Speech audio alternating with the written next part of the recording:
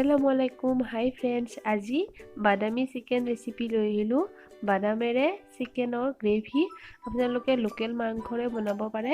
মই ব্ৰইলাৰ মাংসৰে বনাইছোঁ আহকচোন কেনেকৈ বনালো চাও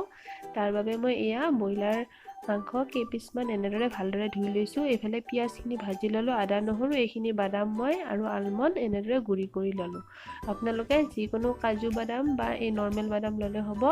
ইয়াত মই গুটেইখিনি মেৰিনেট কৰি এঘণ্টাৰ বাবে থৈ দিম মেৰিনেশ্যনত গুটেইখিনি দি দিছোঁ বাদাম আদা নহৰু পেষ্ট পিয়াজ ভজা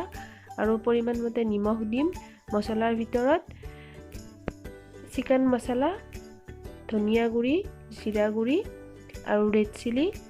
জলকীয়া ভাব এটা আহিবৰ বাবে ৰেড চিলি দিছোঁ এইখিনি দি আৰু বিলাহী এটা দিম শেষত ধুনীয়াকৈ ইয়া বিলাহী দি আৰু মই যে দেখুৱাই দিলোঁ একাপ জোখত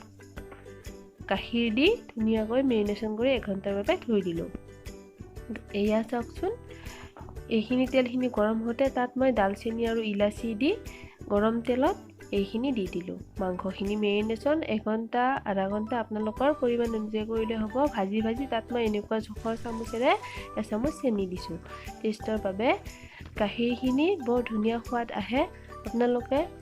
গাখীৰ দিব নিবিচাৰিলে দৈৰে বনাব পাৰে মই গাখীৰেৰে বনাইছোঁ এয়া হৈ গ'ল বহুত বেছি টেষ্টি হয় আপোনালোকে আলু নিদিলেও হ'ব মই আলু দিছোঁ এটা ইয়াত শেষত নৰসিংহ পাত দুটামান দি দিছোঁ গোন্ধৰ বাবে বহুত সোৱাদ লগা হয় আপোনালোকে এনেদৰে বাদামী চিকেন বনাই চাব পাৰে মই সহজ পদ্ধতিৰে বনাই দেখালোঁ আৰু যিসকলে দৈ দিব নিবিচাৰে এনেদৰে চামনি থকা ডাঠ গাখীৰেৰে বনাই চাব বহুত টেষ্টি হয় ঘৰতে সহজ পদ্ধতিৰে আৰু মোৰ নতুন ৰেচিপিবোৰ পাবলৈ মোৰ চেনেলটো ছাবস্ক্ৰাইব কৰি থব আৰু গাখীৰটো